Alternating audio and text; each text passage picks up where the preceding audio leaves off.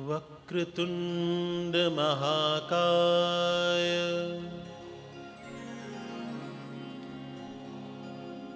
सूर्यकोटि समप्रभ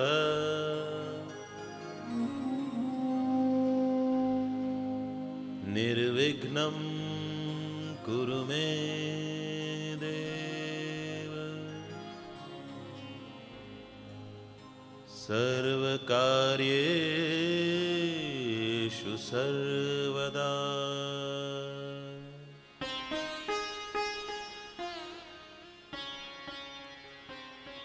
जीवन में कोई भी कार्य प्रारंभ करने से पहले शास्त्रोक्त है कि हम गौरी नंदन गणेश को आमंत्रित कर लें, अपना कवच बनाकर, अपना सरपरस्त बनाकर, कि वे आकर के हमारे रास्ते के सभी विघ्न दूर करें और सभी मांगलिक कार्य जो कि हमारे द्वारा किए जाने निर्धारित हैं उन सभी को अपना आशीष प्रदान करें। अविभाज्य भक्ति को दृष्टिगत रखते हुए मन की भावना से यही कामना करते हैं कि श्री साईं ही हमारे गणपति हैं, वे ही स्वयं आकर हमारे सभी विघ्नों को दूर करेंगे और हमारे कार्यों को निश्चित परिणति तक पहुंचाएंगे। गजाननं भूतगणादिसेवितं कपित्तजम्बूफलचारुभक्षणम् उमासुतं शोकविनाशकारम् नमामि विघ्नेश्वरपादपङ्कजम्।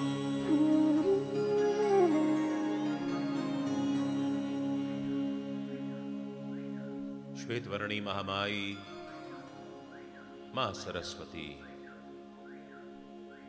जो कि हंस पर विराजमान रहती हैं, जिनके दो हाथों में उन्होंने वीणा को पकड़ा हुआ है, एक हाथ में माला है, एक में वेद है, चेहरे पर मुस्कान, आंखें दैदीप्यमान। मां तुम स्वयं हमारी जिह्वा पर आकर विराजमान हो जाओ और जिस प्रण को हमने लिया है कि हम अपने इष्ट साईं को उनके भक्त के हृदय की गहराइयों तक उतार पाएंगे, उस कार्य में तुम स्वयं आकर के साईं की लीला का बखान करो। साईं तुम ही तो हमारी सरस्वती हो, तुम स्वयं आ जाओ, हमारे मन मस्तिष्क पर नियंत्रण कर लो, हमारी जिह्वा पर विराजमान हो जाओ और अपनी लीलाओं का बखान तुम स्वयं करो। या देवी सर्वभूतेषु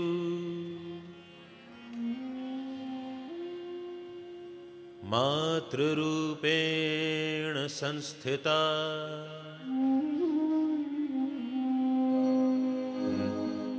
नमस्तस्यै नमस्तस्यै नमस्तस्यै नमो नमः।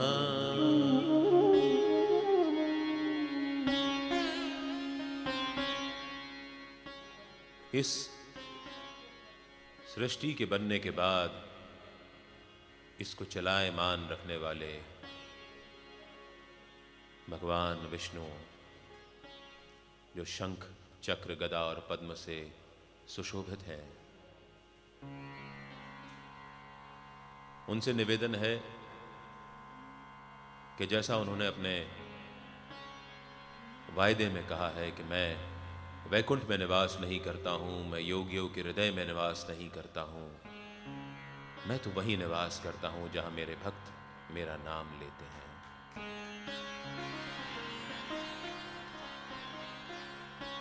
ऐसे ही श्री साईं हैं, इतने ही सरल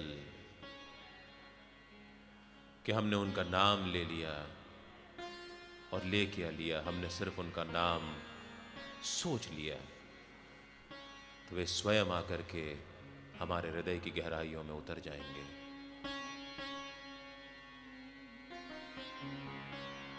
नाहं वसामि वैकुंठे योगिनां हृदये न च मद्भक्ता यत्र गायन्ति तत्र तिष्ठामि नारद।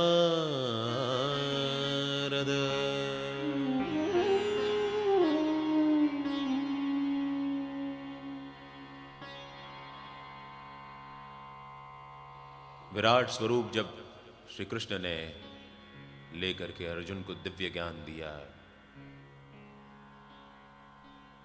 उन्होंने स्वयं कहा कि मैं संतों के रूप में इस धरा पर आता हूं। और सच ही तो है, हमारी संस्कृति को अक्षुण्ण रखने में हमारे संतों का बहुत बहुत बड़ा योगदान है। कहा भी तो जाता है, देव तोच संत, संत तोच देव। देव ही तो संत है और संत ही तो देव है। शिरडीवासी कहा करते थे कि साईं तुम तो हमारे चलते फिरते देव हो। ऐसे सभी संतों के चरण पखार कर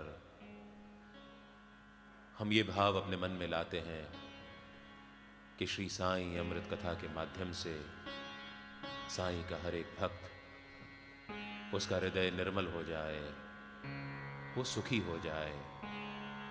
और सुखी होने का मतलब स्वयं सुखी होने से कतई नहीं है।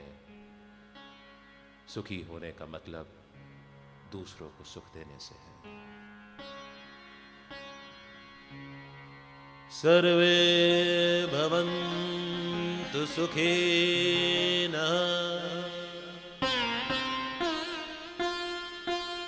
सर्वे सन्तु निरामयाः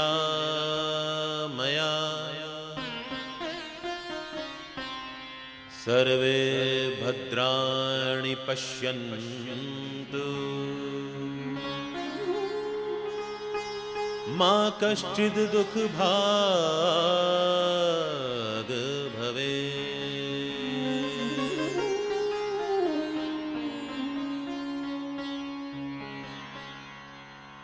संतों के बराबर ही हमारी संस्कृति में स्थान आता है गुरुओं का। वो गुरु जो हमें अच्छे और बुरे में भेद करना सिखाते हैं। जब अर्जुन पूरी तरह से लैस महाभारत के युद्ध के पहले किंग कर्तव्य विमूढ़ होकर के अपने स्थान पर खड़े हो गए थे, तो श्री कृष्ण ने उन्हें गीता ज्ञान दिया। और उन्हें क्या दिया? ये गीता ज्ञान तो संपूर्ण विश्व को दिया। सबसे पहले कृष्ण ने अर्जुन से यही कहा था कि अर्जुन, तुझे आचार्य तो बहुत मिले, जिन्होंने तुझे अस्त्र और शस्त्र कैसे चलाना है ये बताया, लेकिन तुझे गुरु कोई नहीं मिला जो तुझे ये बता सके कि इन अस्त्रों और शस्त्रों का प्रयोग तुझे कब और किन पर करना है। हमारे गुरु हमको यही ज्ञान देते हैं। ऐसे सभी गुरुओं को नमन करते हैं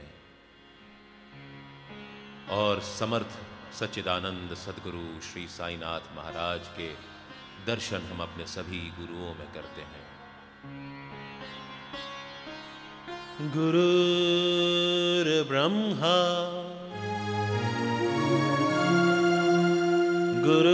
गुरुर्विष्णु गुरुर्देवो महेश्वरः गुरुर्साक्षात् परब्रह्म तस्मै श्री गुरुवे नमः।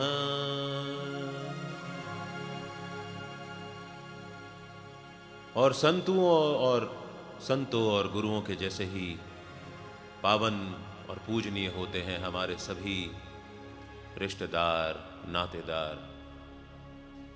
स्वयं बाबा ने कहा है कि तुम्हारे पास कभी कोई तब तक नहीं आता जब तक कि तुम्हारा और उसका कोई पूर्व का ऋणानुबंध ना हो। हमारे माता पिता, पत्नी या पति, बच्चे, भाई बहन, सगे संबंधी, नातेदार, यदि वो हमसे आकर इस जन्म में जुड़े हैं तो निश्चित रूप से हमारा उनका पिछले जन्म का कोई ना कोई लेन देन बचा हुआ है। ऐसे सभी ऋणानुबंध को अपना आशीष प्रदान करने के लिए हम अपने परम गुरु श्री साईनाथ महाराज से निवेदन करते हैं। और प्रत्येक नातेदार रिश्तेदार में साईं हम तुम्हारा ही चेहरा देखते हैं। त्वमेव माताश्च पिता त्वमेव त्वमेव बन्धुश्च सखा त्वमेव त्वमेव विद्यां द्रविणं त्वमेव त्वमेव सर्वं मम देव देव।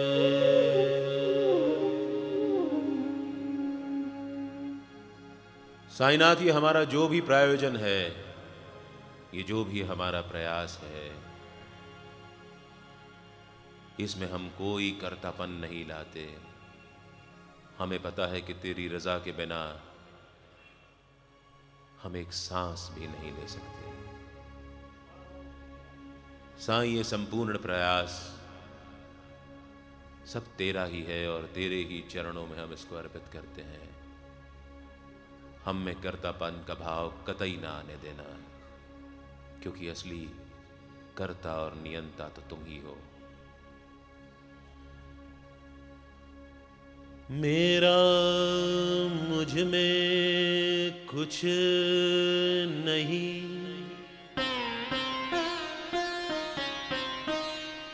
जो कुछ है वो तेरा, तेरा तुझको सौंपते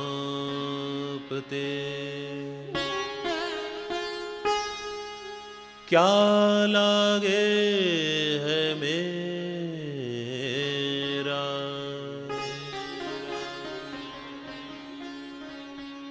कि साईं तुमसे बीनती,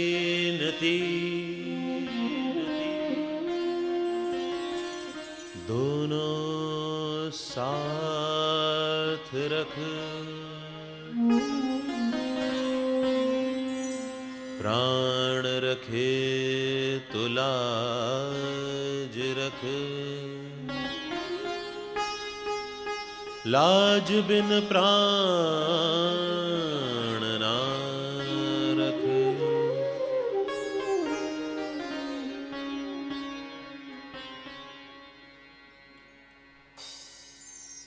और इस पूरी कथा को हाजिर नाजिर जानते हुए अपने इष्ट साईनाथ को भी आमंत्रित करते हैं कि साईं, तुम जिस रूप में इस धरा पर आए थे उसी रूप में तुम आज यहाँ और जहाँ जहाँ भी तुम्हारा गुणगान होता रहे, तुम स्वयं आओ और अपने भक्तों के बीच बैठ जाओ। तुम स्वयं ही आओ और हमें माध्यम मानकर अपनी लीलाओं का बखान तुम खुद करो, क्योंकि हम में इतना सामर्थ्य नहीं है कि हम तुम्हारी लीलाओं का तनिक भी बखान कर सकें।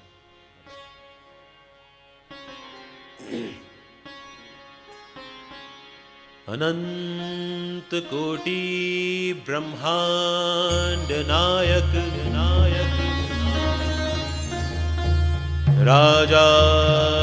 राजाधिराज योगी राज, परब्रह्म श्री सच्चिदानंद,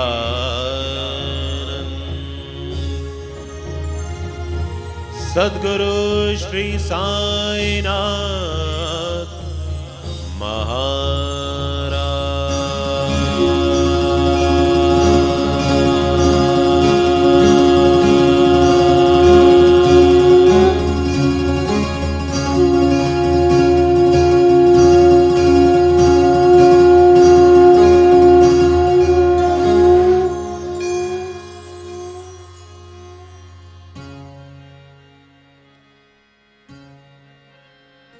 और जब तुम मारूम स्वरूप में आते हो साईं,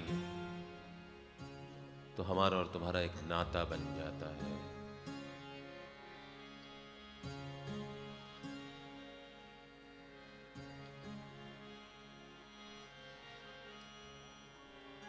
हम तो तुमसे जोड़ के बैठे, नाते दुनिया वाले,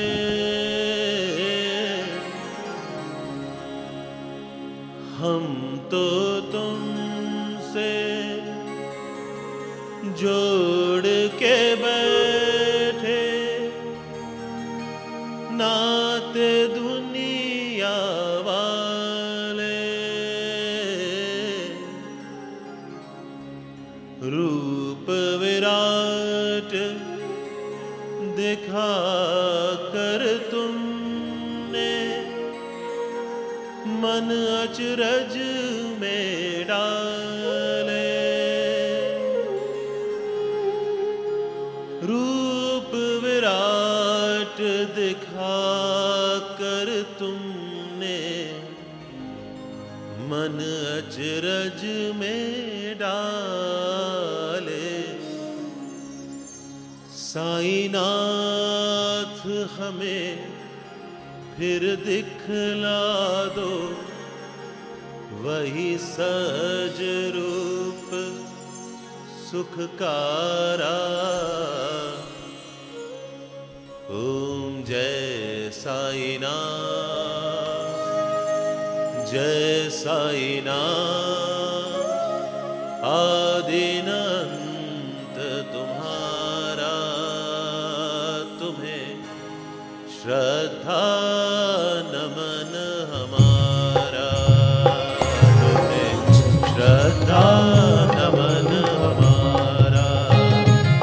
ओम जय साईनाथ, जय साईनाथ, आदिनंत तुम्हारा, तुम्हें श्रद्धा नमन हमारा, तुम्हें श्रद्धा नमन हमारा।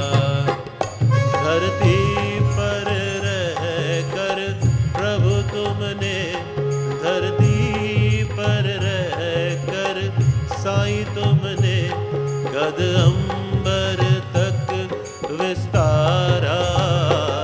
ओम जय साईनाथ, जय साईनाथ,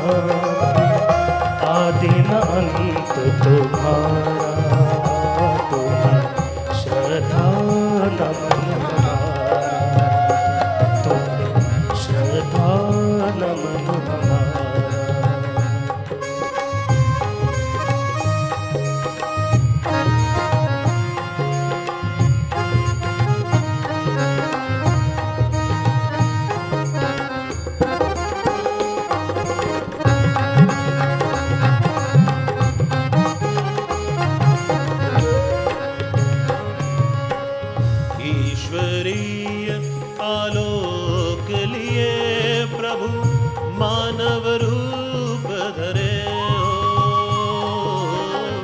ईश्वरीय आलोक लिए प्रभु मानव रूप धरे हो।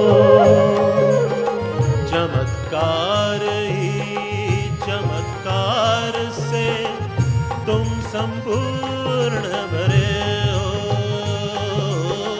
चमत्कार ही चमत्कार से तुम संपूर्ण भरे हो।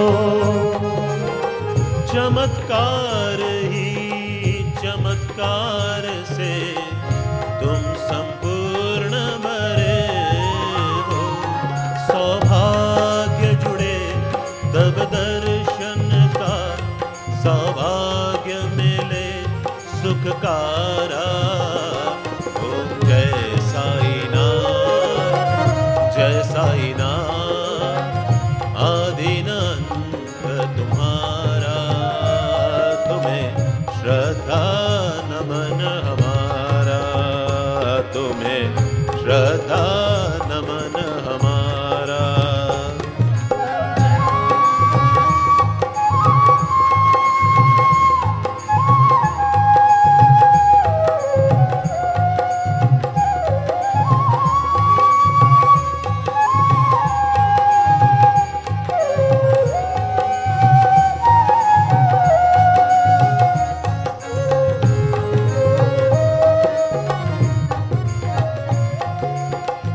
आदिनंत तुम्हारा, तुम्हें श्रद्धा नमन हमारा, तुम्हें श्रद्धा नमन हमारा, तुम्हें श्रद्धा नमन हमारा, तुम्हें श्रद्धा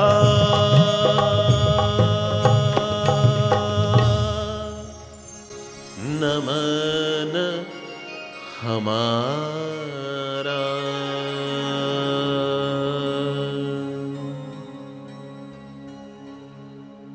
सभी को सादर साईं राम। कल हमने बात करी थी कि बल्कि 2 दिन से बात कर रहे हैं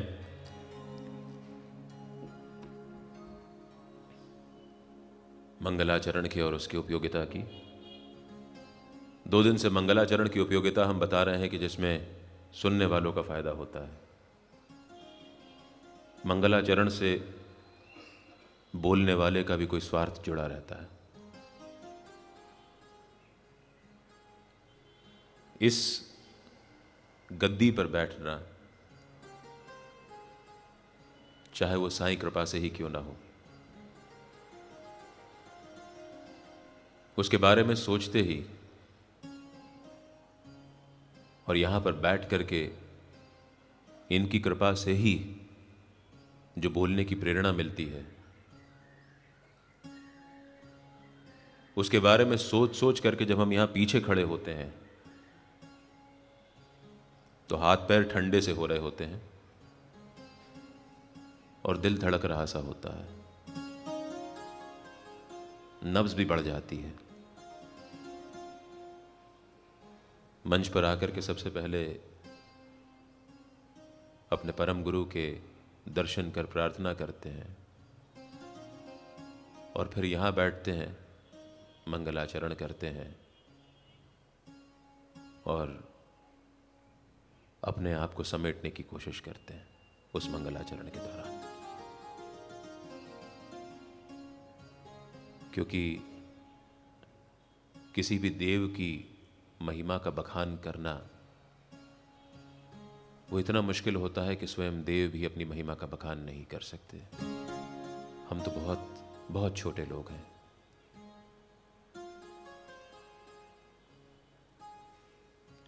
जब भी साईं की महिमा का बखान होगा, कोई कथाकार या कथावाचक नहीं कहा जाना चाहिए, सिर्फ निमित्त या माध्यम शब्द का प्रयोग होना चाहिए। कथाकार, कथावाचक उसमें कहीं ना कहीं अहंकार का पुट आ जाता है। ये भी कहना कि यहां बैठकर कोई प्रवचन दे रहा है, वो भी गलत होगा। साईं के जो 11 वचन हैं, उन वचनों का इतना महत्व है साईं के भक्तों के जीवन में कि उनके आगे सारे प्रवचन फीके पड़ जाते हैं। यहां बैठकर कोई प्रवचन नहीं दे सकता, केवल साईं की महिमा का बखान हो सकता है। यहां बैठकर कोई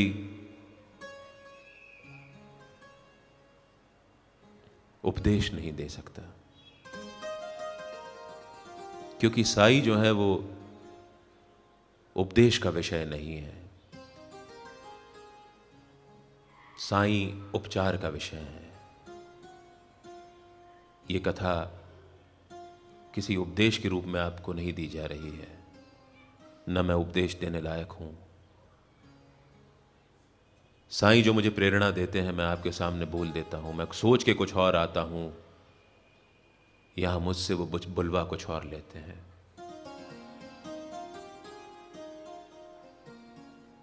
ये उपचार है हमारी असुरक्षाओं का, हमारे अज्ञान का, हमारे दुख दर्दों का, वो चीजें जो हमें डराती रहती हैं। साईं का नाम सोचने से, साईं का नाम लेने से खुद ब खुद दूर हो जाती हैं।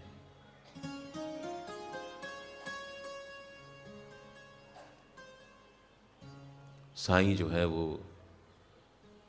हमारे संकट हरता है। साईं हमारे दुख को दूर करने आए थे और फिर यहीं के होकर के रह गए। उन्होंने जो वचन दिया था कि मेरे बाद मेरी अस्थियां मेरे भक्तों में विश्वास का संचार करेंगी, मेरे भक्तों के घर कभी अन्न और वस्त्र का अभाव नहीं रहेगा, मेरी लीलाएं सुनने से उनके अंतःकरण को असीम प्रसन्नता प्राप्त होगी, जिससे उनके दिल में एक प्रकाश का उदय होगा और उनका जीवन सफल हो जाएगा।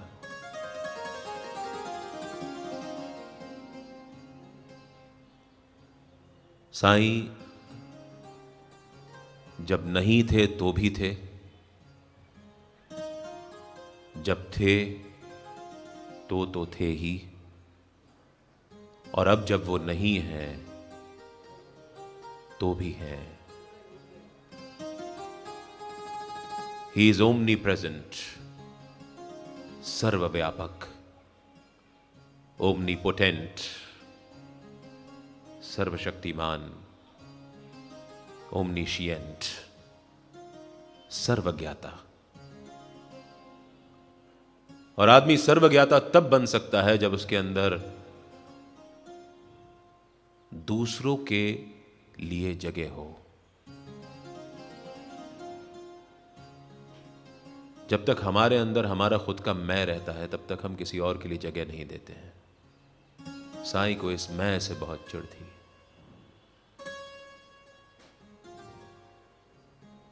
एक बार की बात है, बहुत धनी व्यक्ति था एक,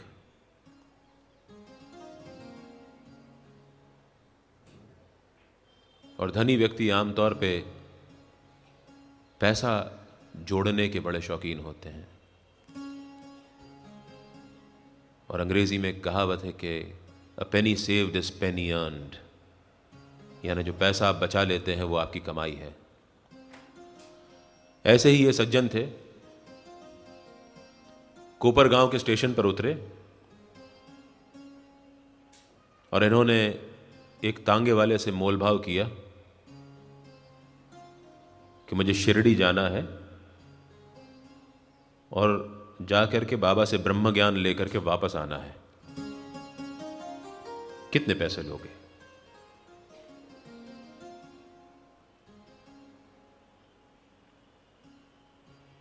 मोल भाव किया।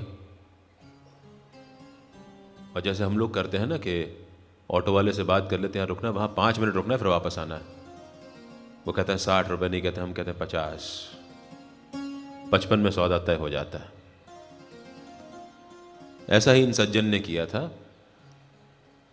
कि हम 3 घंटे में वापस आ जाएंगे, तुम वहां रुकना उतनी देर। ब्रह्म ज्ञान, बड़ी दिलचस्प कहानी है बाबा की। इंसान के पास जब बहुत पैसा हो जाता है तो वो ईश्वर की तलाश में निकल जाता है। ये भी नहीं जानता कि ईश्वर उसके अंदर बसते हैं। कस्तूरी कुंडल बसे मृग ढूंढे बनमाही,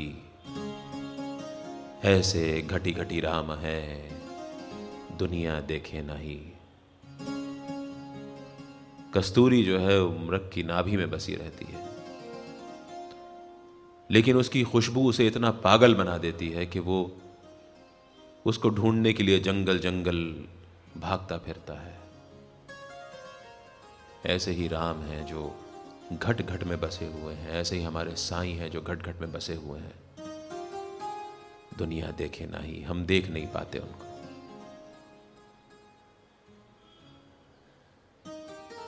खैर, ये सज्जन तांगा पकड़ करके बाबा के पास पहुंचे और बाबा के पास जाके कहते हैं, बाबा मुझे ब्रह्म ज्ञान चाहिए।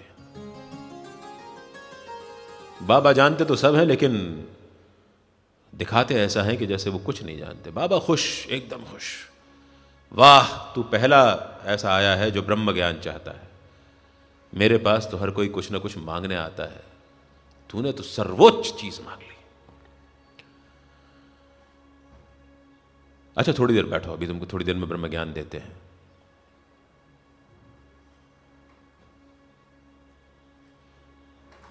बाबा अपने पास काम कर रहे एक छोटे से बच्चे को बुलाते हैं और उससे कहते हैं, जाकर के पड़ोस के मारवाड़ी के यहां से, उसके घर से एक 5 रुपए तो ले आ। बच्चा चला जाता है।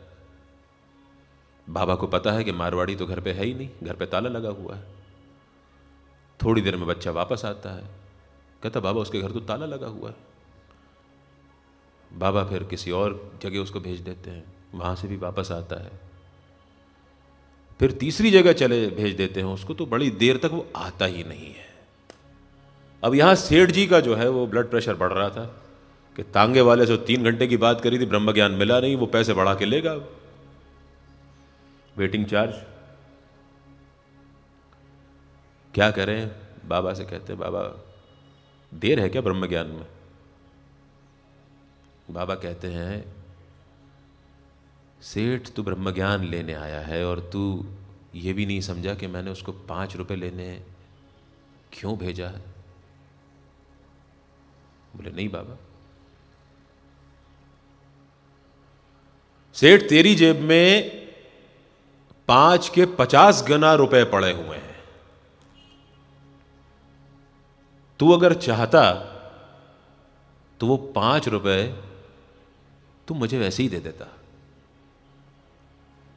लेकिन जब तुझसे वो 5 रुपए नहीं छूट रहे तो तू ब्रह्म का हाथ क्या पकड़ेगा?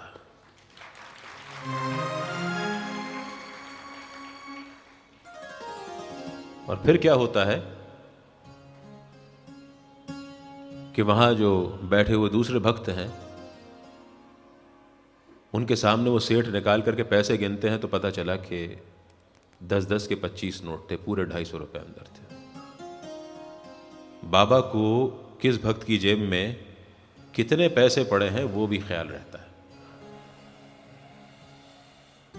फिर बाबा ने उसको समझाया कि देख भाई, तू ब्रह्म ज्ञान लेने आया है। एक पहली बात तो ईश्वर कहीं और बसते नहीं, वो तेरे अंदर ही रहते हैं। और जब तक तेरी इन विकारों का कोई उपचार नहीं होगा तेरे पास, आसक्ति तेरी छूटेगी नहीं।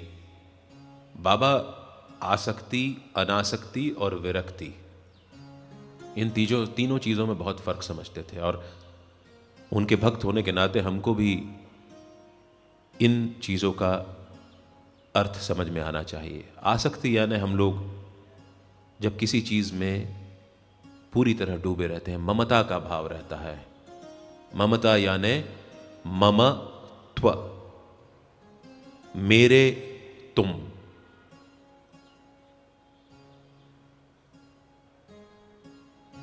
ये मेरा है, वो मेरा है, ये घर मेरा है, वो गाड़ी मेरी है, ये बच्चा मेरा है।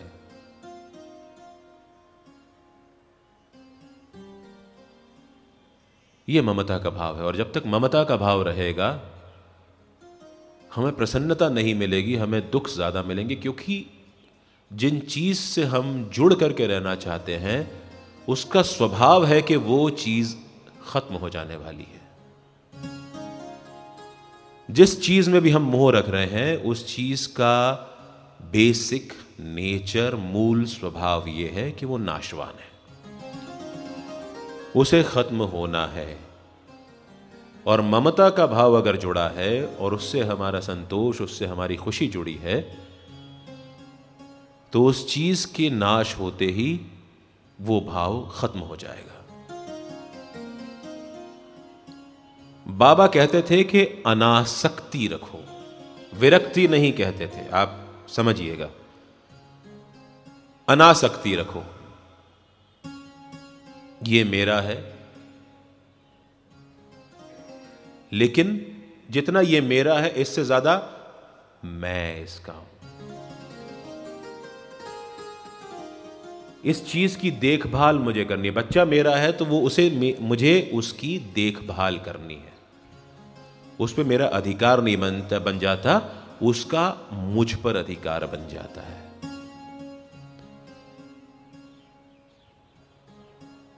तब पैदा होता है समता का भाव। जब हम चीजों को बराबरी से देखना लगते हैं और उनके रहने नहीं रहने से हमारी मनोस्थिति पर कोई फर्क नहीं पड़ता। पुराने जमाने में घड़ियां होती थी पेंडुलम वाली, उनको आप एक बार पेंडुलम को हिला दीजिए तो पेंडुलम कुछ देर तक के तो हिलता था, तब तक वो जब तक हिलता है तब तक ममता का भाव है। वो जैसे आकर के यहां सेटल हो जाता है बीच में, तो समता का भाव उत्पन्न होता है। और इसकी जब अनासक्ति अपनी पराकाष्ठा पार कर जाती है, जो कि हम गृहस्थों के लिए नहीं है, हमारी अपनी जवाबदारियां हैं, हम अपने कर्मों से विमुख नहीं हो सकते, इसलिए हम विरक्त नहीं हो सकते कि सब कुछ छोड़ छाड़ के हिमालय पे चले जाएं, बैठ जाएं ऊपर जाकर के, भगवा कपड़े पहन करके माला घुमाने लगे, शेर की खाल पहन लें, तपस्या करते रहें, अपने शरीर को दुख देते रहें, अपने सगे संबंधियों को दुख देते रहें हमारे अलगाव से। यह हुआ विरक्ति का भाव। तो बाबा ने तो सन्यासियों को वापस गृहस्थ में खींचा था। हम उनके भक्त होने के नाते आसक्त ना रहें, अनासक्त रहें। विरक्ति हमारे लिए नहीं है, हमें सन्यास नहीं लेना है। साईं में प्रीति यानी अनासक्ति है, विरक्ति नहीं है। साईं में प्रीति रखें। बहुत आसान है कि कोई जब हमें उपदेश देता है, कहता है काम, क्रोध, लोभ, मोह, मत्सर सब छोड़ दो। अरे जिएंगे कैसे भाई? मनुष्य जीवन मिला है तो क्रोध भी आएगा, किसी से जलन भी होगी, मोह भी रहेगा, लड़ाई झगड़ा भी होगा, सब होगा, सब होता है। ये कहना बहुत सरल है कि ये सब छोड़ दो तुम्हें भगवान मिल जाएंगे। मजा तो तब है जब ये सब रहे और साईं जैसा सद्गुरु मिल जाए जो इनका स्वरूप बदल दे। हमारे अंदर काम, क्रोध, लोभ, मोह, मत्सर सब रहे, इनका स्वरूप बदल जाए तो भी हमें भगवान मिल जाएंगे।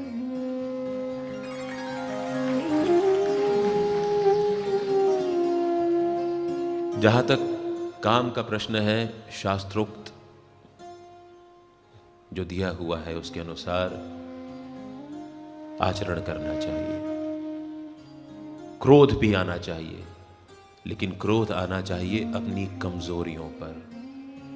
क्रोध करना चाहिए हमें विसंगतियों पर जो हमारे चरित्र में है।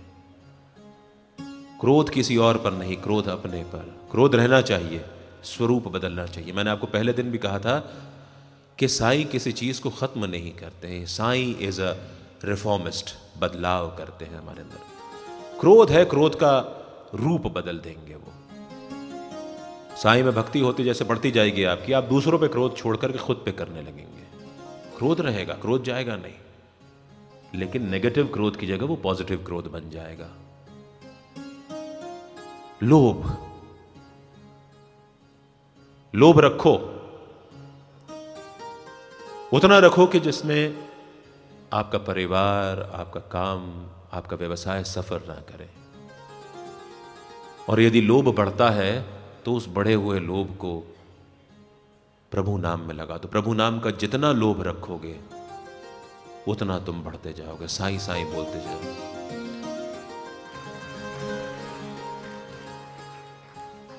मोह, मोह भी रखो।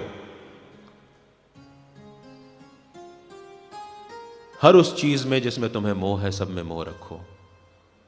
उस हद तक के जब तक तुम अपने आप को संभाल सको, तुम्हारा पेंडुलम वाला इक्विलिब्रियम हिल ना जाए। उससे ज्यादा अगर मोह रखना है तो ये जो साईं के चरण दिख रहे हैं ना, इनका मोह रखो। साईं के चरणों का मोह रखो। और मत्सर यानी ईर्ष्या, ये भी रखो। द्वेष भाव जरूर रखो। कैसे रखोगे? द्वेष भाव रखो हर उस बुरी चीज से जो तुम्हारे सामने आती है, उसको देख के आंख मूंद मत लो।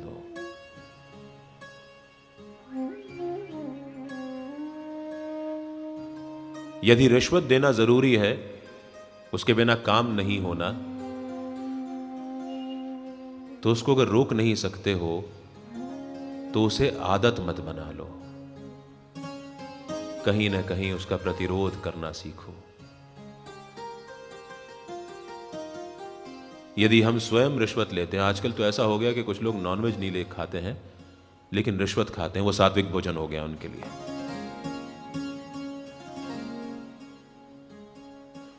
यदि अपने अंदर वो भाव है कि हम किसी की मजबूरी का फायदा उठा करके उससे पैसा खाते हैं, उसकी मजबूरी का फायदा उठा करके उससे कोई काम करा लेते हैं जिससे हमारा फायदा जरूर होता हो लेकिन उसका नुकसान होता है, उस भाव को मत्सर द्वेष के साथ कुचल डालो। उसके साथ द्वेष रखो और उतनी बुरी तरह उसको मारो जितना तुम अपने दुश्मन को मारना चाहते हो। सिर्फ हमारे विकारों का रूप बदलना है। बाबा कितने सहज और सरल ढंग से हमारे मनोभावों को बदल देते हैं। ये उस व्यक्ति से पूछिए जिसने कभी शिरडी में काकड़ आरती, सवेरे की आरती देखी हो, उसमें शामिल रहा हो। जब सुबह की आरती खत्म होती है तो क्या क्या भाव मन में पनपते हैं। बहुत बहुत गौर से सुनिएगा।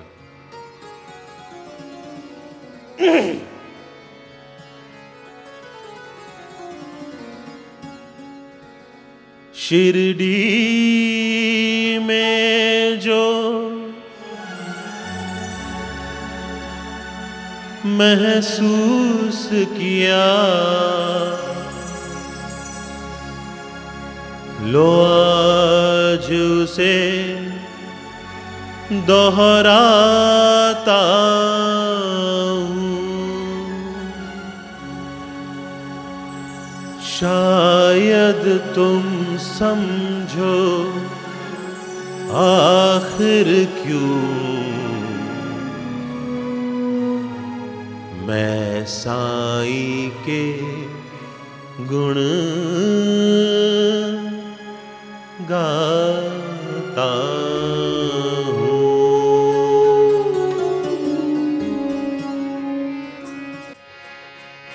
जब सुबह की आरती खत्म हुई मेरे बाबा का जब स्नान हुआ, जब सुबह की आरती खत्म हुई मेरे साईं का जब स्नान हुआ, उसे देख के मेरे पाप धुले, उसे देख के मेरे पाप धुले, मैं पापी से इंसान बना, मैं पापी से इंसान बना।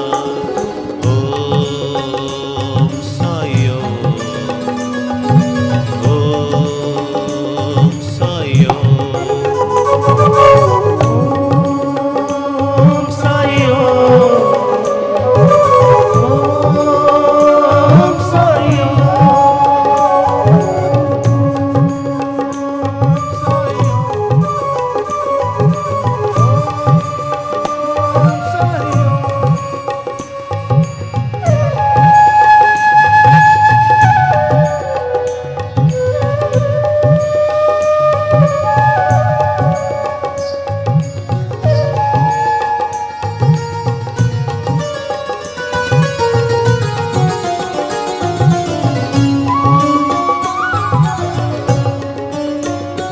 जब सुबह को साईं चरणों में जल दूध की धारा बहने लगी, जब सुबह को साईं चरणों में जल दूध की धारा बहने लगी, बह गई भावना बदले की,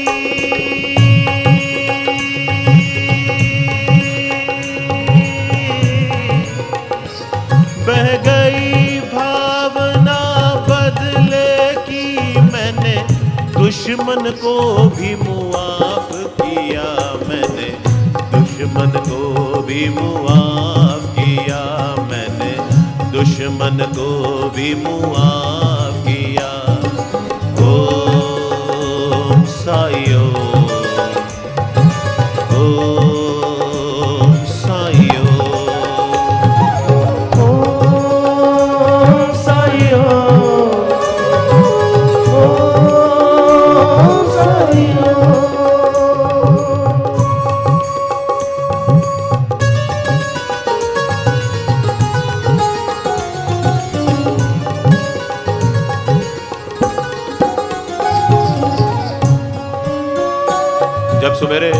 जब सुबह सवेरे पुजारी और सेवादार बाबा का स्नान कराते हैं, बाबा के ऊपर गुलाब जल, दूध, पानी सब मिला करके बाबा का स्नान कराया जाता है। उसके बाद उनको पोंछा जाता है बाबा की प्रतिमा को, और बाबा की प्रतिमा को पोंछने के बाद पुजारी उन्हें नया चोला पहनाते हैं बाबा को।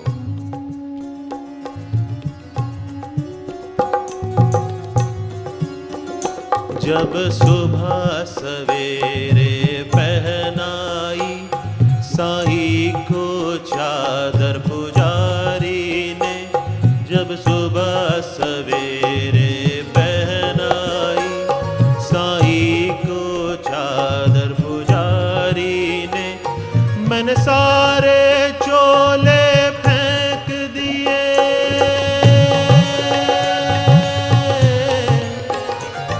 मैंने सारे चोले फेंक दिए, मैंने साईं चोला पहन लिया, मैंने साईं चोला पहन लिया, मैंने साईं चोला पहन लिया। ओम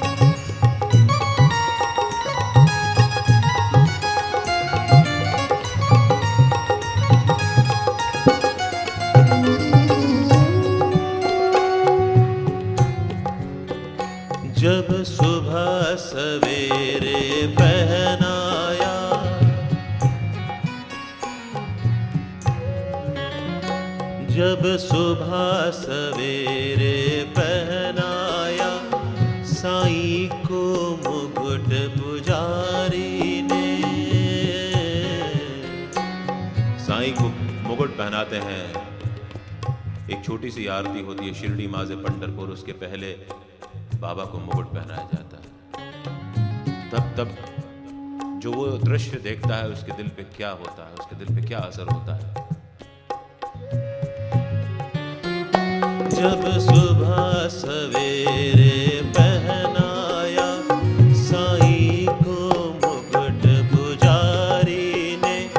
जब सुबह सवेरे पहनाया साईं को मुकुट पुजारी ने। मैंने खुद की शान मिटा डाली,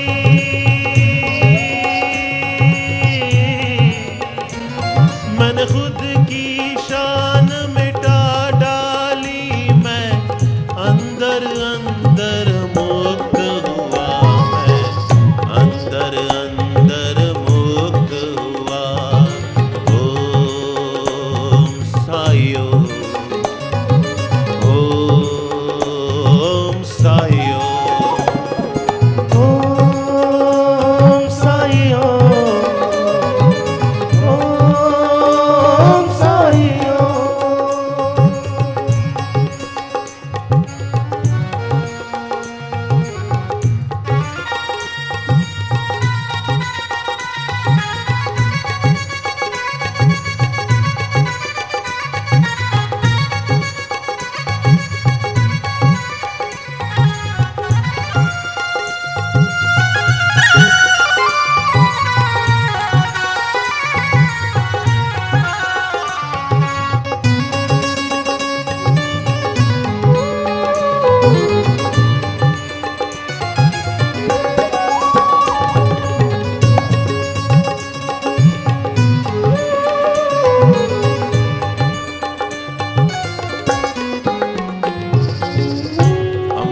क्या क्या मांगने जाते हैं और क्या क्या हमें मिल जाता है वहाँ जाकर शिरडी में। हम सोचते हैं हम बाबा के सामने जाएंगे और ये मांगेंगे और वो मांगेंगे, और वो जो है वो हम पे ऐसा जादू कर देता है कि हम सब कुछ भूल जाते हैं कि हम क्या मांगने आए हैं, और फिर हमको वो देता है जो वो हमें देना चाहता है।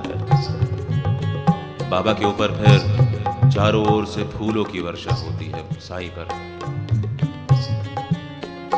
जब चारों ओर से बाबा पर, बाबा पर, बाबा पर,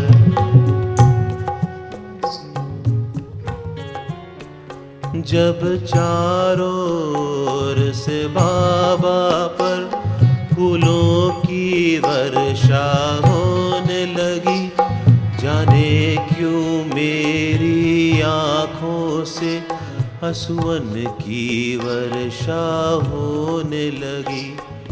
हैरान था मैं,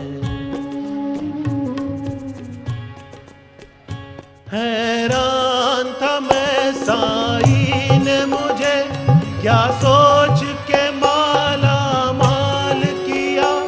हैरान था मैं, साईं ने मुझे क्या सोच के माला माल किया।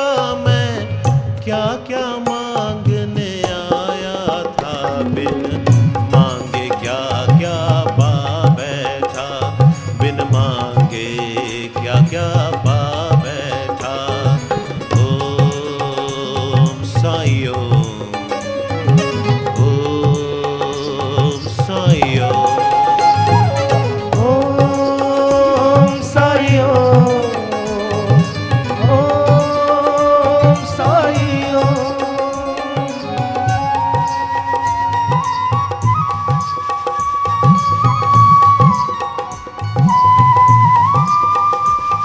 अगर आप सबके साथ भी ऐसा हुआ तो हम सब साथ में मिलेंगे, साथ में मिलके बोलेंगे ओम साईं, ओम साईं, ओम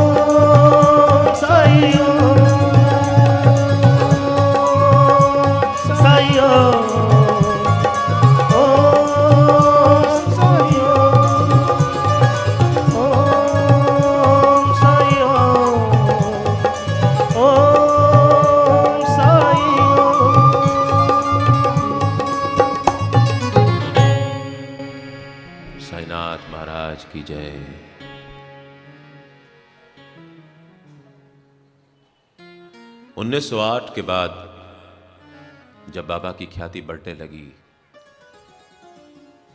तो बाबा ने यकायक लोगों से दक्षिणा मांगना शुरू कर दिया। जो बाबा के क्रिटिक्स थे, उनके आलोचक जो थे, वो कहते थे ये संत को शोभा देता है क्या दक्षिणा लेना।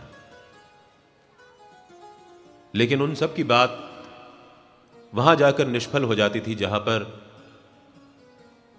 शाम को दिन भर इतनी दक्षिणा बाबा की झोली में गिरने के बाद कि जितने अहमदनगर जिले के कमिश्नर की रेवेन्यू नहीं होती थी, एक एक दिन में बाबा के पास उतनी दक्षिणा आती थी, उसके बाद भी शाम को बाबा के पास कुछ बाकी नहीं रहता था। कैसे?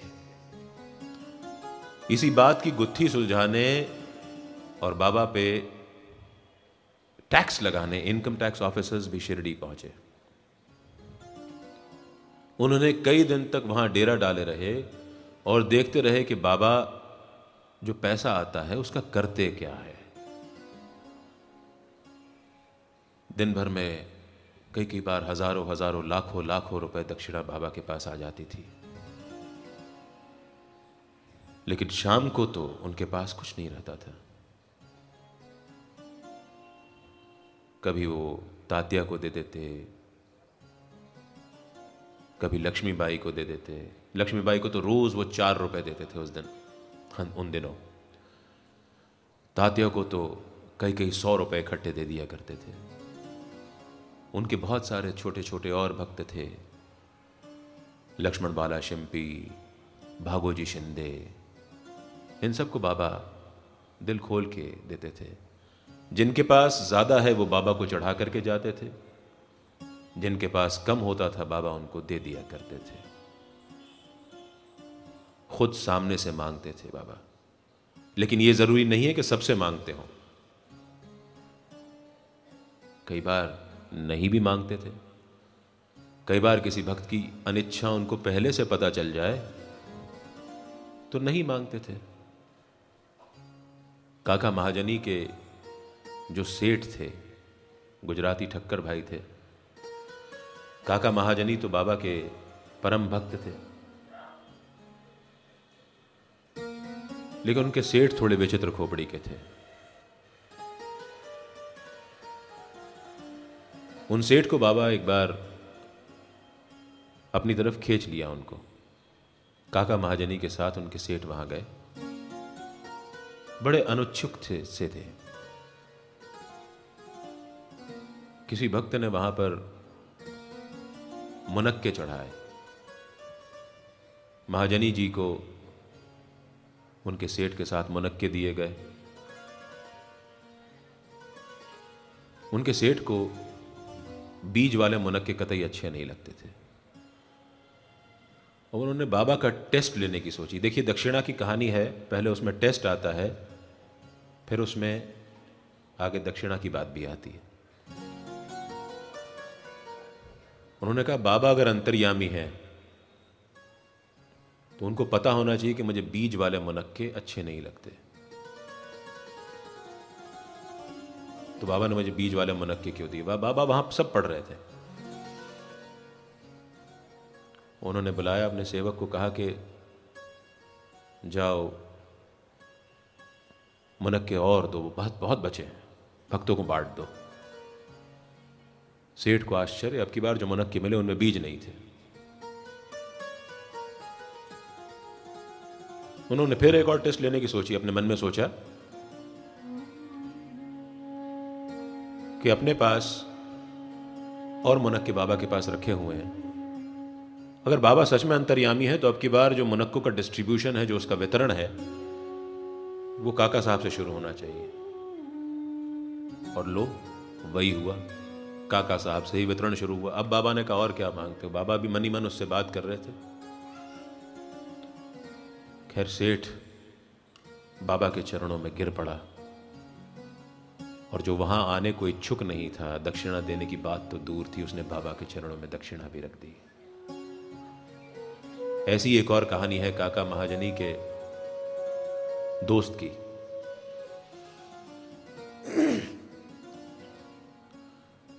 काका महाजनी के दोस्त जो थे वो निराकार ब्रह्म की पूजा करना चाहते थे, जिसका कोई आकार ना हो। वो कहते थे मैं किसी देवी देवता में नहीं मांगता, मेरे लिए तो ईश्वर है जिसका कोई स्वरूप नहीं है। God is formless for me, he has no definite form, उसका कोई निश्चित आकार नहीं है। साईं बाबा क्या, मैं नहीं जाऊंगा। काका महाजनी ने कहा तुम चलो घूमने ही चले चलो भाई, इस बहाने हम दो दोस्त साथ में रह लेंगे कुछ दिन। उन्होंने कहा ठीक है, मैं बाबा के पास चलूंगा तुम कहोगे तो, लेकिन दो शर्तें हैं मेरी। एक तो मैं उन्हें नमस्कार नहीं करूंगा, और दूसरा मैं उन्हें कोई दक्षिणा नहीं दूंगा, क्योंकि उन्होंने सुन रखा था कि बाबा तो दक्षिणा मांग लेते हैं जिससे मांगनी होती है उससे। खैर, ये सज्जन गए, काका महाजनी के साथ शिरडी पहुंचे, मस्जिद के अंदर पांव रखा, उनके कानों में एक आवाज आई, आओ श्रीमान कैसे हो। ये उनके जो आवाज, उनके मित्र जो हैं वो ये आवाज सुन के एकदम भौचक रह गए, क्योंकि ये आवाज उनके स्वर्गधामी पिता की आवाज थी। सुनते ही वो अपनी सुध-बुध खो बैठे और बाबा के चरणों में लौटने लगे। उन्हें लगा कि उनके स्वर्गधामी पिता वापस आ गए हैं। पहली शर्त तो उनकी उन्होंने खुद तोड़ दी। बाबा के चरणों में गिर पड़े, नमस्कार किया, दर्शन किए। जब वापस जाने को हुए तो बाबा ने काका से दक्षिणा तो ली, लेकिन इन सज्जन से नहीं ली। उन्होंने पूछा, बाबा आपने मुझसे दक्षिणा नहीं ली? उन्होंने कहा, मैंने तुम्हारी अनिच्छा जान करके तुमसे दक्षिणा नहीं ली। उन्होंने कहा, बाबा मुझे आपके चरणों में कुछ अर्पण करना है। और बाबा ने उनका मान रखा। गणपतराव बोडस महाराष्ट्र रंगमंच के, मराठी रंगमंच के बहुत प्रख्यात अभिनेता थे, बहुत प्रख्यात। कई सफल नाटकों में उन्होंने काम किया। एक बार बाबा ने उनसे दक्षिणा मांगी और मांगते चले गए, मांगते चले गए, मांगते चले गए। गणपतराव बोडस भी मांगते चले गए। अपना पर्स पूरा उड़ल करके उनके सामने रख दिया। और बाद में गणपतराव बोडस ने कहा है कि वो दिन है और उसके बाद मुझे जिंदगी में पैसे की कमी कभी नहीं हुई।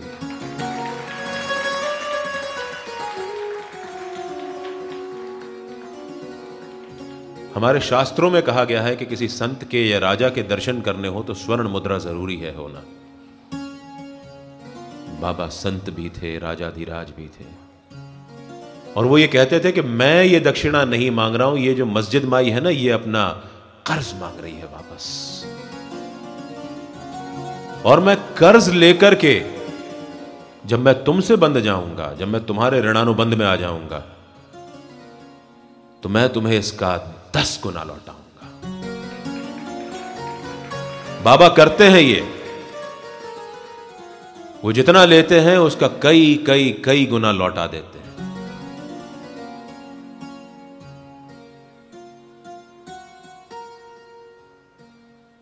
एक बार 2 मित्र गोवा से आए, उनके नाम नहीं दिए हुए हैं मूल ग्रंथ में। उनमें से एक से बाबा ने 15 रुपए दक्षिणा ली, 15 रुपए दक्षिणा मांगी, और उस सज्जन ने हंसी खुशी वो 15 रुपए बाबा को दे दिए। दूसरे सज्जन से बाबा ने कुछ नहीं मांगा, दोनों जबकि साथ में ही आए थे। जब वो दोनों सज्जन वापस वाड़े में पहुंचे, श्यामा का काम रहता था कि ऐसे जो बाहर से लोग आए उनको अपने घर पे या वाड़े में आतिथ्य देना, उनका भोजन पानी का प्रबंध करना, उनकी सुख सुविधाओं का ध्यान रखना, बाबा ने ये ड्यूटी श्यामा की लगा रखी थी। श्यामा ने उन दोनों से बातचीत के दौरान जब खाना खा रहे थे तो बात की, ऐसा क्यों हुआ कि बाबा ने तुमसे दक्षिणा ली और इनसे पूछा तक नहीं?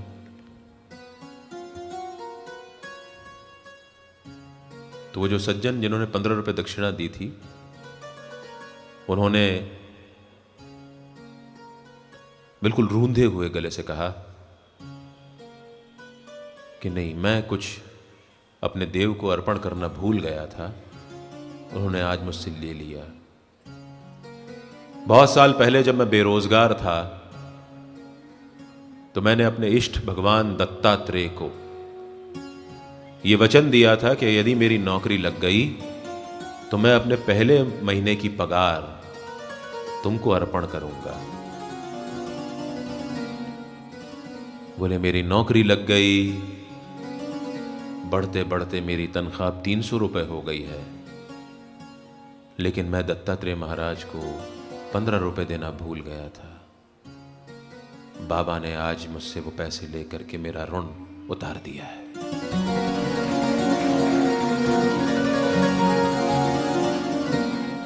बाबा दत्तात्रेय कैसे हैं ये देखिए,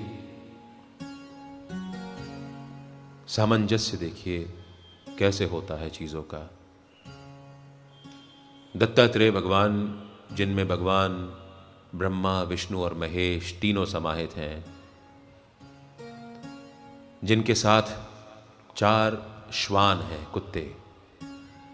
कहा जाता है कि वो 4 श्वान हमारे वेद हैं और उनके पीछे एक गौ है, गाय माता। वो इस धरा पृथ्वी स्वरूप है। दत्त मराठी में होता है यानी दिया हुआ। त्रेय उनके पिता जो कि महान तपस्वी थे, महर्षि अत्रि, उस पे उनका नाम, क्योंकि ब्रह्मा विष्णु महेश ने स्वयं हाजिर होकर के अनुसुईया माता और भगवान महर्षि अत्रि को भगवान दत्तात्रेय बनकर के उनके यहां जन्म लिया था, यानी वे स्वयं दिए हुए थे। दत्त अत्रेय, अत्रि को दिए हुए। शिरडी की आरतियों में भाव आता है, गुरु दत्त दिगंबर तव शरणम, बाबा दत्त दिगंबर तव शरणम। बाबा को दत्तात्रेय का चौथा अवतार माना जाता है।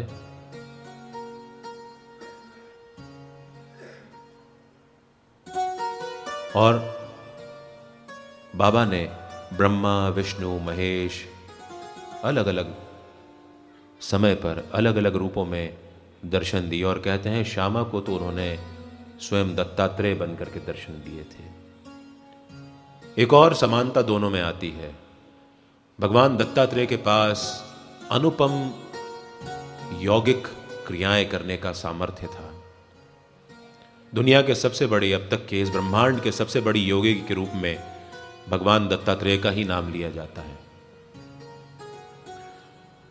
उनके योग सामर्थ्य से परेशान होकर के लोगों ने उनको हमेशा हर समय घेरे रहने का यत्न शुरू कर दिया, और वो परेशान रहते थे लोगों की भीड़ से। तो एक बार ऐसा हुआ कि वो सरोवर के अंदर चले गए और उन्होंने 3 दिन की समाधि ले ली अंदर जाकर के। 3 दिन की समाधि बाबा ने भी ली थी, हमने कल बात करी थी आपसे। एक समानता यहां आती है।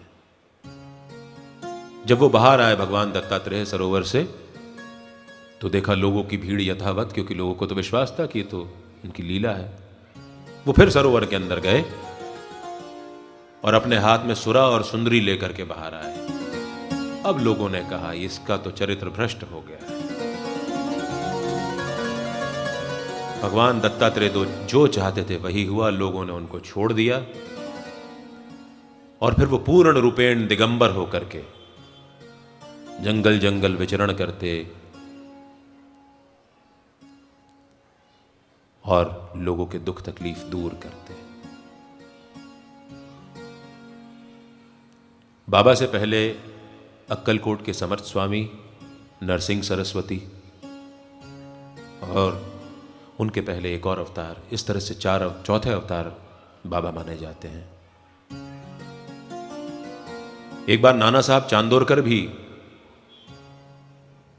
उनका नियम था कि वे कोपरगांव स्टेशन पर उतरते और भगवान दत्तात्रेय के मंदिर में सिर टेक करके फिर आगे शिरडी जाते।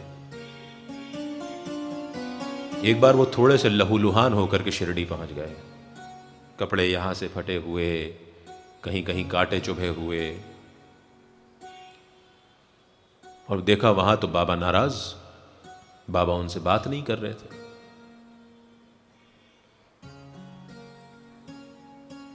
नाना साहब ने पूछा, ऐसा बर्ताव क्यों कर रहे हो बाबा? बाबा ने कहा कि जब तुम में सामर्थ्य नहीं है अपना वादा निभाने का तो वादा करते क्यों हो? क्या जरूरत थी कि दत्तात्रेय के दर्शन किए बिना तुम यहां पर आ गए? दरअसल नाना साहब चांदोरकर ने दत्तात्रेय मंदिर के पुजारी से वायदा किया था कि अगली बार जब मैं आऊंगा तो मैं 300 रुपए इस मंदिर के जीर्णोद्धार के लिए साथ में लेकर के आऊंगा, तुमको दे दूंगा। अब अगली बार विधि का विधान ऐसा हुआ कि नाना साहब चांदोरकर जो है वो 300 रुपए शायद इकट्ठे नहीं कर पाए होंगे, किन्हीं कारणवश नहीं लेकर के गए। अब उन्होंने कहा वो मंदिर के पुजारी के सामने मैं क्या शक्ल लेकर के जाऊंगा? तो छुपते छुपाते हुए कटीली झाड़ियों से गिरते पड़ते लहूलुहान होकर के बाबा के पास पहुंचे। अमृत की एक बूंद देखिए यहां भी गिर रही है एक। यदि हम में सामर्थ्य नहीं है तो हम किसी को वादा ना करें, और यदि वादा करें तो उसको पूरा करें। ये बाबा की सीख है यहां पर। बाबा ने नाना से कहा, नाना जब तुझ में सामर्थ्य नहीं था वादा क्यों किया? और जब किया तो दे करके आता। अरे नहीं भी दे करके आता तो उससे मुंह छुपा करके क्यों आया? अगली बार दे देता उसको। नाना ने कहा, बाबा मुझे लग गई है और आप मुझ पे नाराज हो रहे हो।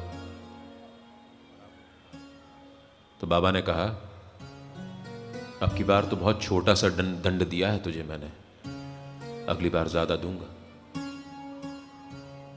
तो बाबा के भक्तों, सीख यही है कि हम यदि किसी से कोई वादा करते हैं तो उसको निभाएं, अन्यथा वादा ना करें। दत्तात्रेय और भगवान साईं में ऐसे कितने ही किस्से हैं जो उनके जुड़ाव के हैं। दूसरे सज्जन जो गोवा से आए थे जिनसे बाबा ने दक्षिणा नहीं ली थी, उनकी कहानी और भी दिलचस्प है। बाबा ने जब उनके सामने थे तो ये दृष्टांत सुनाया था, क्योंकि बाबा तो ऐसी छोटी छोटी कहानियों में बात करते जो किसी को, जो सुनने वाले को समझ में आती थी कि मेरी तरफ इशारा है। नहीं तो जो आसपास हमारे जैसे दर्शक होते थे उनको तो लगता था कि बाबा पता नहीं कैसी कैसी बहकी बहकी बातें कर रहे हैं। उन दोनों सज्जन के सामने बाबा ने कहा कि मेरे रसोइये ने मेरे पैसे चुरा लिए थे। मैं जब सो रहा था एक धर्मशाला में जाकर के, तो मेरे पीछे से छेद करके उसने मेरे पैसे चुरा लिए थे। मैं रोता रहता, दिन भर उन पैसों के लिए कलपता रहता और मुझे वो पैसे ना मिले। फिर एक बार सड़क पर जाते हुए एक साधु ने मुझसे कहा कि तू चिंता मत कर, तेरी रकम तेरे पास वापस आ जाएगी, तब तक तू अपने पसंद की कोई चीज खाना छोड़ दे। श्यामा के साथ जब बातचीत कर रहे थे तो उन्होंने यह कबूल किया कि बाबा ने मुझसे दक्षिणा तो नहीं ली, लेकिन जो उन्होंने कहानी सुनाई वो मेरी थी। मेरे यहां एक बड़ा पुराना ब्राह्मण रसोइया था, उसने मेरे 30,000 रुपए चुरा लिए थे। और जब मैं उन पैसों के लिए परेशान हो गया था तो वाकई में गली से निकलते हुए एक साधु ने मुझसे कहा था कि तुम अपने मनपसंद चीज खाने की छोड़ दो, तुम्हें अपने पैसे वापस मिल जाएंगे। बोले मैंने चावल खाना छोड़ दिए थे, और जिस दिन मैंने ये किया उसके कुछ दिन बाद मेरा वो रसोइया आया, उसने मुझे पैसे वापस किए, उसने मुझसे माफी भी मांगी। और जब मैं यहां आने के लिए निकला तो स्टीमर में जगह नहीं थी। स्टीमर का एक चपरासी आया, मैंने उससे इल्तजा की, उसने मुझे बैठने के लिए कहा। और ये बात बाबा उस दृष्टांत में पहले जोड़कर बता चुके थे। बोले उस चपरासी ने मुझे बैठने की जगह दी, मैं बंबई पहुंचा और बंबई से यहां शिरडी आ गया। बाबा ने मुझसे दक्षिणा नहीं ली, लेकिन मुझे अपनी मूढ़ी वापस दिलवा दी। श्यामा ने उसको उस दिन भोजन में चावल खिलाए। ऐसी एक और कहानी आती है श्रीमान चोलकर की। चोलकर पहले तो बेरोजगार थे। जब उनका रोजगार लगा तो उनकी आमदनी इतनी नहीं थी कि वो शिरडी जाकर के दर्शन कर सकते। घर परिवार बहुत बड़ा था।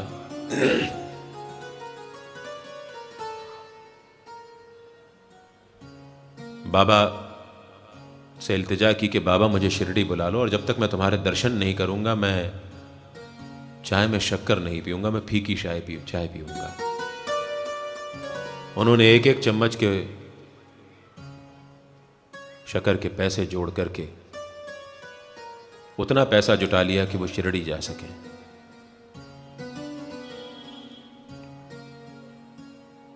जब श्रीमान चोलकर बाबा के पास दर्शन करने पहुंचे तो बाबा ने बाला साहब भाटे, जो उस दिन उनके नजदीक खड़े थे, उनको बुलाया। बाला साहब भाटे नहीं, बापू साहब जोग खड़े थे उस वक्त। बापू साहब जोग पे बाबा की आरती उतारने की जिम्मेदारी भी थी। उन्होंने कहा, जोग इधर आ, ये जो हमारा अतिथि आया है ना, इसको जरा चाय में शक्कर मिला करके पिलाना।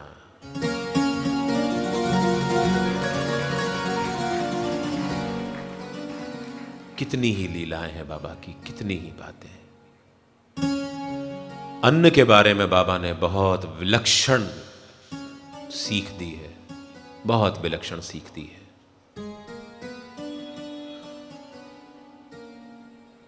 एक तो हम उनकी भिक्षाटन की बात कर चुके हैं परसों। जो भिक्षा मांग के आते वो सबसे पहले आकर के धूनी को अर्पित करते, उसके बाद उनमें से 2-4 ग्रास निवाले खुद खाते, और उसके बाद एक बड़े से मटके में वो सब कुछ जो उनको मिला था, टमरेल में जो कि तरल पदार्थ होते थे और झोली में जो सूखे खाद्य पदार्थ होते थे, उन सबको मिला करके उस मटके में, जिसको कुड़म्बा कहते थे, उसमें डाल देते थे। उसके बाद वो कुड़म्बा जो है वो सबके लिए खुला था। वहां पे कोई जमादारनी बाई आती तो वो उसमें से कुछ 2-4 रोटियां उठा जाती, कोई भक्त आता तो उसमें से निवाले ले लेता, कोई फकीर वहां पे आता तो बाबा उसमें से उसको खाने को कहते। यहां तक कि वहां शिरडी में बाबा के मस्जिद के इर्द गिर्द घूमने वाले जीव जंतु, कुत्ते बिल्ली, सबको उनमें से मुंह डाल के खाने की छूट थी, और बाबा कभी किसी से कुछ नहीं कहते थे। अन्न का अपमान नहीं होना चाहिए। बाबा ने एक कहानी सुनाई थी एक वक्त पे कि हम 4 दोस्त थे। हम में से एक महाज्ञानी था। वो समझता था कि उसने ब्रह्म ज्ञान प्राप्त कर लिया है, अब उसे किसी गुरु की कोई आवश्यकता नहीं है। दूसरा दोस्त महान कर्मकांडी था, उसको लगता था कि कर्म ही सब कुछ है। तीसरा दोस्त जो है वो बहुत बुद्धिमान था, वो चातुर्य को सब कुछ समझता था। और चौथे स्वयं बाबा, वो ये कहते कि हमें अपना कर्म करते जाना चाहिए और हर एक कर्म अपने सदगुरु को समर्पित कर देना चाहिए, बाकी आगे हमारी सुध जो है वो सदगुरु लेगा। बोले हम 4 दोस्त, ये सच्चरित्र में बहुत दिलचस्प अध्याय है। बोले हम 4 दोस्त सत्य की खोज में निकले, वन वन भटकने लगे। तभी कहीं से कोई भील आ गया भील ने कहा, तुम लोग इस वन में भटक रहे हो, रास्ता भूल जाओगे, चलो मैं तुम्हें सही रास्ते पर ले चलता हूं। ये चारों, इन चारों ने उसकी बात नहीं मानी। बाबा ने हल्के से कहा कि हम ले लेते हैं, हमको पथ प्रदर्शक मिल जाएगा, लेकिन बाकी तीनों ने उनकी बात टाल दी।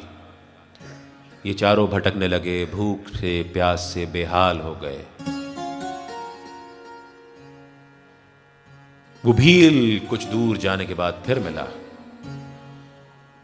उस भील ने फिर कहा कि आप भोजन कर लीजिए, बहुत तेज धूप है, भूख प्यास से निढाल हो रहे हैं आप लोग। बाकी तीन ने बात नहीं मानी। बाबा ने उनको समझाया कि, और ये बहुत ध्यान देने योग्य बात है, बहुत ध्यान देने योग्य बात है, ये एक और अमृत की बूंद है जो बाबा आपको दे रहे हैं, कि जब भी कोई प्रेम पूर्वक भोजन का आग्रह करे उसे ठुकराना नहीं चाहिए। और बाबा ने जैसे ही उस भील की बात मानी, भोजन किया, उनकी क्षुधा का निवारण हो गया था। यह शब्द प्रयोग हुआ है, क्षुधा निवारण, भूख प्यास का निवारण हो गया था।